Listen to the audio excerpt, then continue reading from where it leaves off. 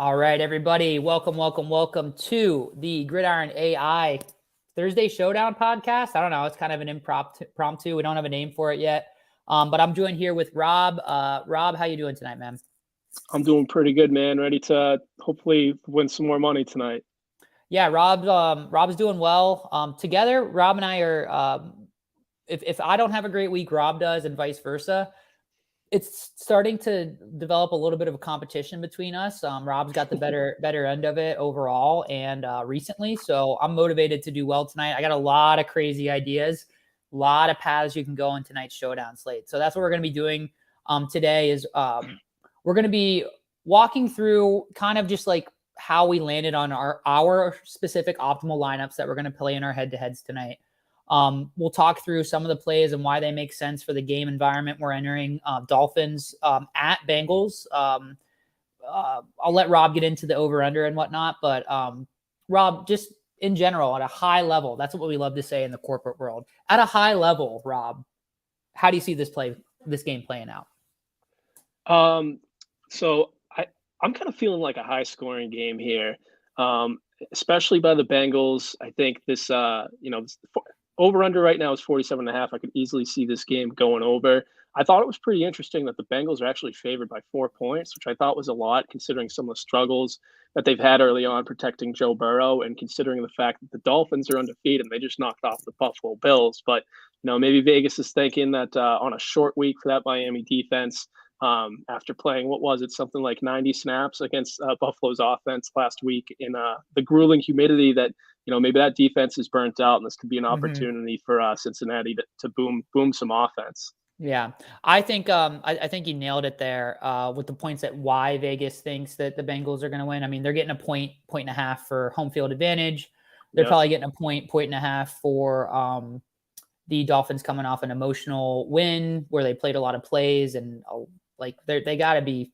I mean, the players were left and right on both sides of the ball were like leaving with cramps and whatnot. So, I mean, Vegas has been wrong before. So I think it's a really anytime where I think if you were to play, let's say we play this game week 1, right? The Bengals are coming off like a hot streak and making it to the Super Bowl, and the Dolphins coming in as kind of an exciting team. We don't know what to think about them. Our opinions of these teams have kind of flipped a little bit. I think these teams are pretty evenly matched. I'm hoping that the Dolphins aren't coming off that win a little rusty. So I'm hoping this game provides a lot of fantasy goodness. And I'm thinking 28-21 Dolphins, just putting a score prediction out there already. Cause I think the Dolphins are a really, really good football team. And I think Mike McDaniel's a really, really good coach. I think he may have the guys ready for tonight. So let's move on to your optimal lineup. So you got an optimal lineup for us. What are you working with tonight? All right. So I shared it with you earlier. Right now, I got Joe Burrow in the captain spot. It's a little bit of a chalky play, especially if you're playing on DraftKings. You see Miami's ranked last against a quarterback position so far this season, but I don't care. I still love it. I love the fact that this Miami defense is burnt out. I love the fact that they've given up points already anyway, and I love the fact that the Cincinnati Bengals offense has been underachieving a little bit. Joe Burrow, he's seen a lot of pressure. He's seen some of the highest pressure rate in the league for the Bengals, but I kind of dove into the numbers for Miami, and they're not putting as much pressure on the quarterback as other teams. I think they're bottom 5 in the league there. So I like the opportunity here for Joe Burrow to have some time to throw the ball and get some boom plays to Jamar Chase or T. Higgins. And that's who I chose my lineup. And this is for a cash game too. I'm not going to get too cute with it. And then on the other side, I just tossed in Tua and Jason Sanders. I kind of like this game script to be similar as the one Miami had against Baltimore. I think coming in on the road, they could fall behind early, but we've seen how this team can respond when they're down. So that's kind of what I'm rolling with for the cash games this week in the showdown. Yeah, I kind of like it. We overlap a lot. And do you want to talk us through a little bit about how you generate this lineup? I know for people that have watched the show or listened to the show before, they probably have a rough understanding of the way you approach building an optimal lineup. I know you and I just spit out, this is the optimal, but there is a pretty significant amount of work that goes into generating a lineup like this. So you want to walk us through that a little bit? Yeah, sure. So I mean, I kind of start where everyone else starts, right? I look at the projections, and I have a bunch of different ways of looking at projections. I don't just use one; I usually use the average of many. But one projection I make is called a top-down projection, where you start with the Vegas over/under and the spread lines, take a guess based on that, how many run or pass plays there's going to be, what the distribution of points is going to be, and funnel it all the way down to the players. And I think for showdowns especially, that's a great strategy to start with. So you plug that into the optimizer, see if it makes sense. I was hoping, Nick, that it would put Jamar Chase in the captain spot, because I feel like he's going to have a huge game tonight, because he's one of those guys who's been underperforming. He has one of the lowest points over expected for fantasy points in the league this year amongst wide receivers. And what that stat basically is based on a player's targets and air yards, how many points should they have? And I think Jamar Chase is about 6 points below where he should be on average per week. So I think this is a perfect spot for him to boom. But for my optimal lineup, it ended up going with Joe Burrow. And, we've gone against the optimal before, and it usually ends in tears. So I'm perfectly comfortable with having Joe Burrow in the captain spot.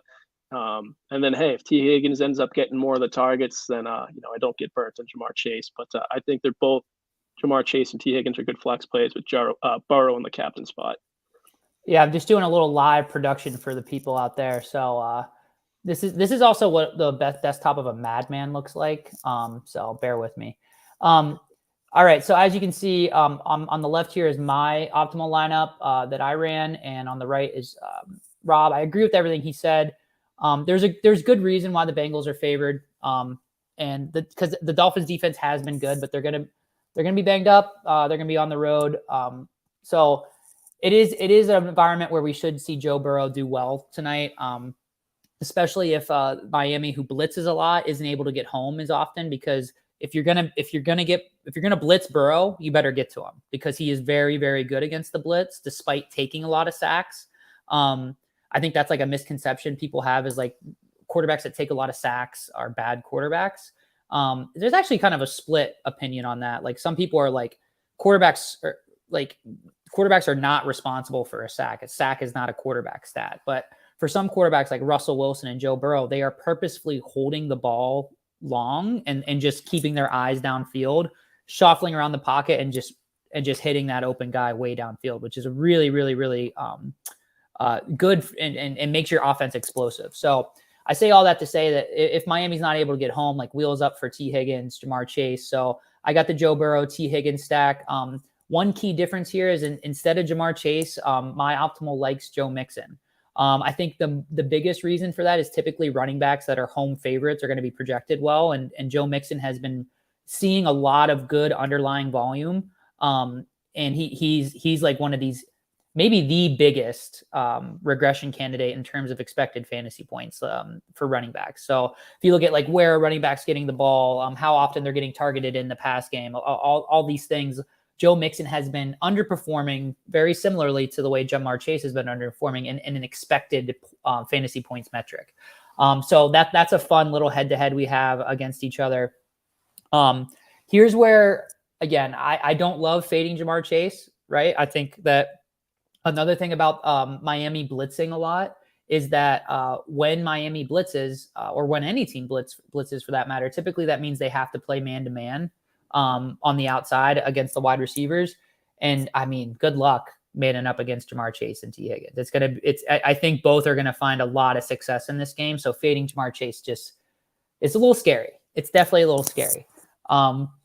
Some other one-offs that we have is you have the Bengals defense, and I have Raheem Mostert. That kind of seems to be the head-to-head we're going on here. Raheem Mostert is projected for about 8 fantasy points. I imagine the Bengals are projected similarly, especially if Tua's hurt. He's coming in this game a little bit banged up. And finally, the last head-to-head is I'm taking the Bengals kicker against the Dolphins kicker. So pretty fun here. I guess, like, is there anything in here that surprises you in terms of what my optimal spit out versus yours.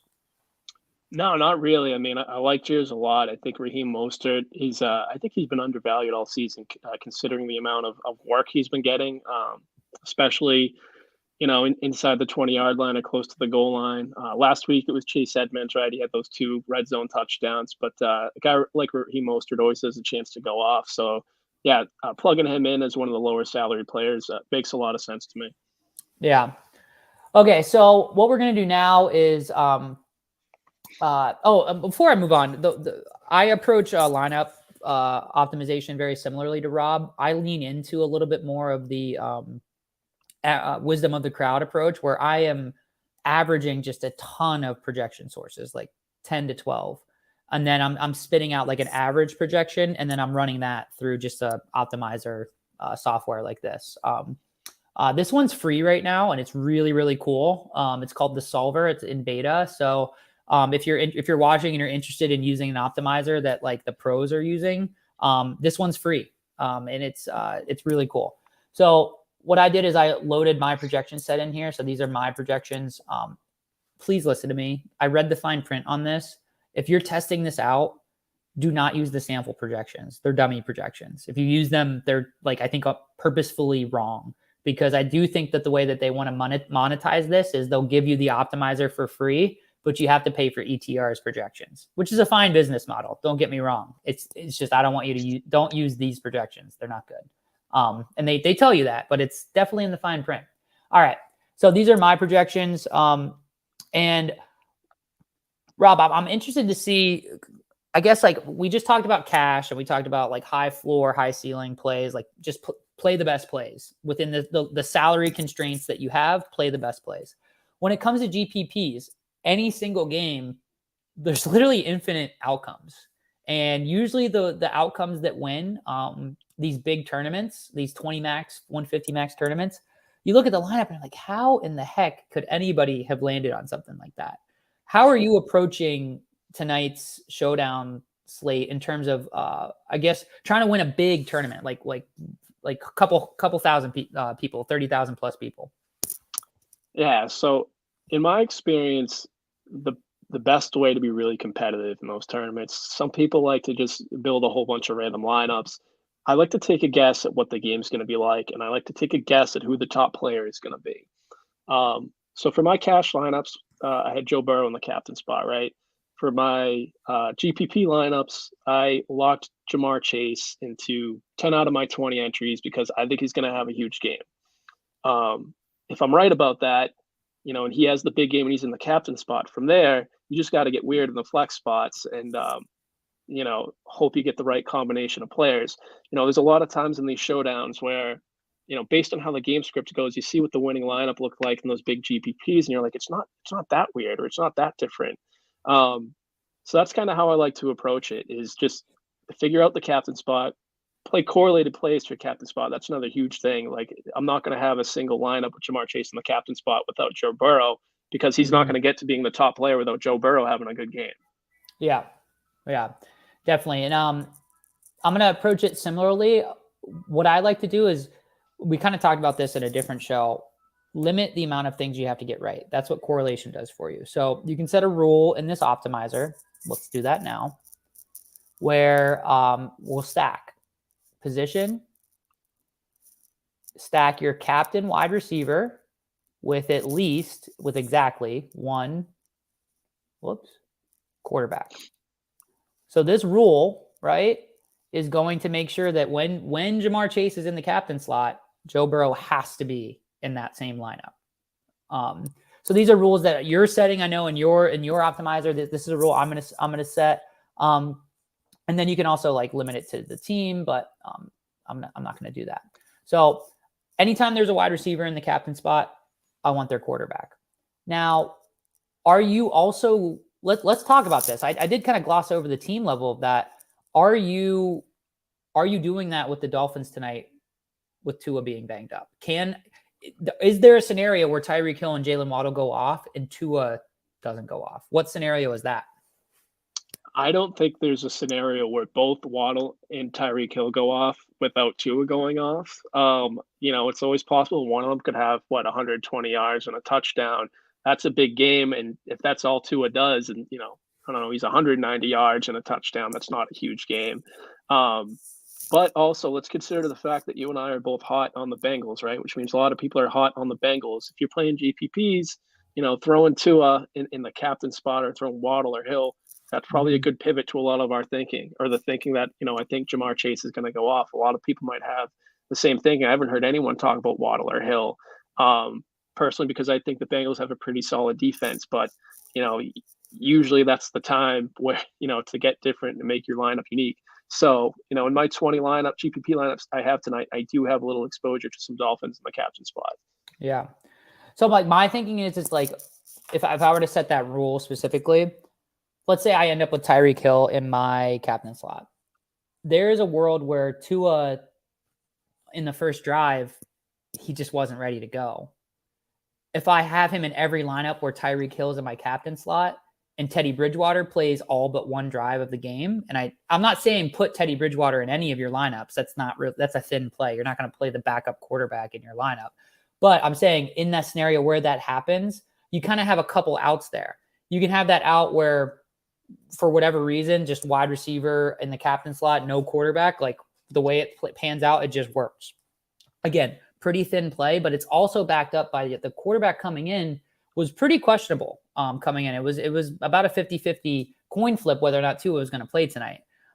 So I'm just saying, like, that would be enough for me to set that rule where I'm okay with or rather not setting that rule, where I'm okay if a Miami player, a wide receiver, is in the captain slot, Waddle or Tyreek Hill, and Tua is not in my lineup at all. So what I want to show you, Rob, is a couple of the lineups that do get generated. What I'm going to do is I'm going to generate these in batches of 20. Okay. And the first run that I'm going to do, and we can talk about here, is I'm going to do a run where I just crank the variance. Now, what I'll explain to the people really quickly is, so I have my base projection, right? And what's going to happen is it's going to essentially decide on a random projection within a range of outcomes, right? So if my player is projected to score 15 points and I have like 10% variance, it's going to go up to, 16.5 and then down to 14.5. Like that's 10% variance. So it's going to be throwing in that player with that projection in mind. If I crank that all the way up to like 100%, we're going to start seeing like 0 points all the way up to like 20 something points. And there's a lot of different ways you can fine tune this, but I'm just going to, for the first run, just inject a lot of variance. So a bunch of variance there, optimize, and you're going to see like some interesting stuff happen. Okay. So right off the bat, oh my goodness, Samaje Perine. Do you have anything on Samaje Perine? Because I do think that there's a game script where this game shoots out and he's the guy you want. Hey, he had a passing touchdown last week, or a receiving touchdown. He gets in there on a 3rd and 11 and takes one in the flat to the house for 60 yards. You have him in the captain spot, you get a ton of leverage right there. So, I mean, those are the kind of plays that can win you $1 million. Yeah. So I fear that I cranked it too much because those lineups were not viable. Another thing I'm going to do here is I'm going to set a minimum threshold. So I am a little bit more lenient than you, but I'm going to go 90 to 10. So 45,000 to 50,000. I'm going to allow there. And then we're going to crank up the range of outcomes here a little bit less. And let's see what we come out with. That is interesting though. That's a piece of information. Just if you get as weird as possible, the Samaje Perine in the captain spot is definitely something to keep an eye out for. That does feel like one of those ones that wins the $1 million. Okay, this is a little bit better. Okay, that seems to have locked us into some more, some less unhinged lineups. So if we just take a look over here, again, if you're trying to learn, I guess, how we look at stuff and exposure, and this is a portfolio, like an investment portfolio. You don't really want to be too heavy on anybody. And it looks like here, if we sort this, our most popular captain is Joe Burrow. It doesn't look like Jamar Chase is a captain here at all, which is interesting. I'll have to look into that. It's pricey. Yeah, he is pricey, especially in the captain slot. Yeah. So you mentioned Chase Edmonds, right? So if you were to pick between Chase Edmonds and Raheem Mostert, and you only had one, you can only pick one running back. Who are you going with? So in cash games, I'm going Chase Edmonds, and GPP, I'm going Raheem Mostert. Um, just because recently Chase Edmonds, he's getting the touches, or in the last game he got the touches, at the goal line. But in a GPP, Raheem Mostert's a guy who could break off a 40-yard run for a touchdown, and he's also gotten some goal line work this year too. But I Mhm. would think Edmonds is a safer play, so that's why I would play in cash and pivot to Mostert in the tournaments. Okay. My thing is that just another game level take for everybody is apparently DJ Reader is out. That's an interior lineman for the Bengals. And that's significant because I do think that you need good interior defensive linemen to kind of defend against this zone running scheme that's within the Shanahan tree. That's where Mike McDaniel comes from. I'm probably already getting into a little bit too much of like a football take as the numbers guy. But Chase Edmonds is their zone running guy. He's their guy that they brought in to do that. And like I said, there's an injury on that interior defensive line for the Bengals. So just keep an eye on that. I do think that using this new solver is introducing some interesting situations for me. So I'm not sure I trust it yet. Do you have anything else for the people before we get out of here tonight? Any flag plants? Anything you're really excited about in terms of tonight's game?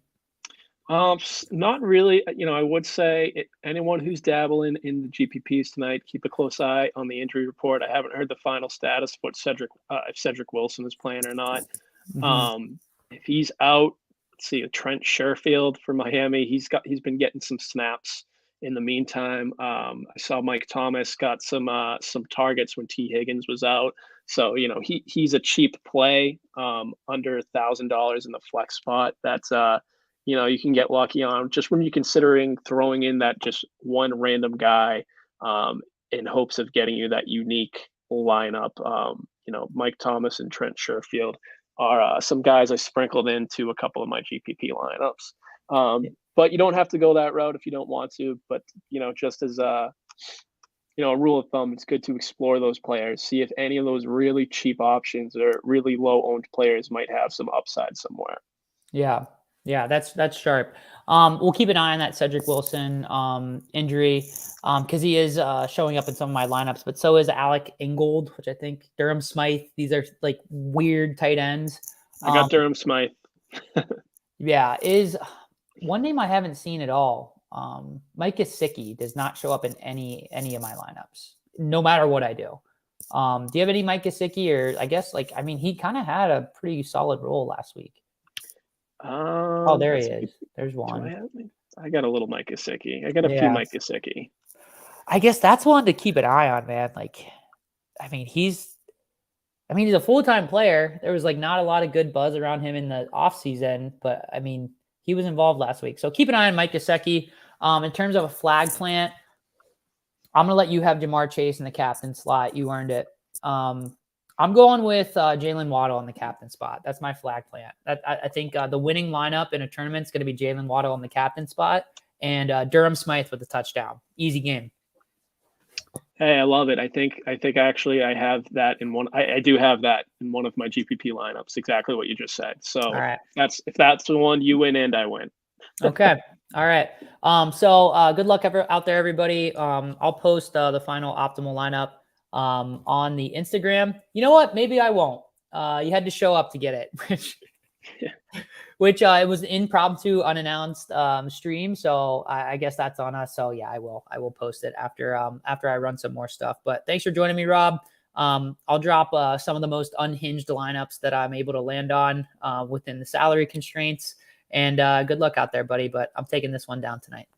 All right, we'll see. And see you back tomorrow night, right? We'll talk about the Sunday slate. Yeah, definitely. We tomorrow we're going to be streaming at 5:30, and we're going to be going through Sunday's full slate, classic, none of this captain stuff, more than 2 teams, and hopefully get the winning plays out there early for the people. So thanks for joining me, Rob. I'm Nick. Check us out at gridironai.com, and our Instagram handle is gridiron.ai. That's where you're going to find the optimal lineup for tonight. And go get them, people. See ya. See you later, Nick.